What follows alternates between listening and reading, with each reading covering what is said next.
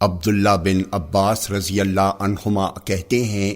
کہ میں ایک دن رسول اللہ صلی اللہ علیہ وسلم کے ساتھ سواری پر پیچھے تھا۔ آپ نے فرمایا، اے لڑکے، بے شک میں تمہیں چند اہم باتیں بتلا رہا ہوں، تم اللہ کے احکام کی حفاظت کرو، وہ تمہاری حفاظت فرمائے گا۔ تم اللہ کے حقوق کا خیال رکھو، اسے تم اپنے سامنے پاؤ گے۔ جب تم کوئی چیز مانگو تو صرف اللہ سے مانگو، جب تم مدد چاہو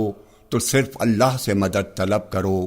اور یہ بات جان لو کہ اگر ساری امت بھی جمع ہو کر تمہیں کچھ نفع پہنچانا چاہے تو وہ تمہیں اس سے زیادہ کچھ بھی نفع نہیں پہنچا سکتی جو اللہ نے تمہارے لیے لکھ دیا ہے، اور اگر وہ تمہیں کچھ نقصان پہنچانے کے لیے جمع ہو جائے تو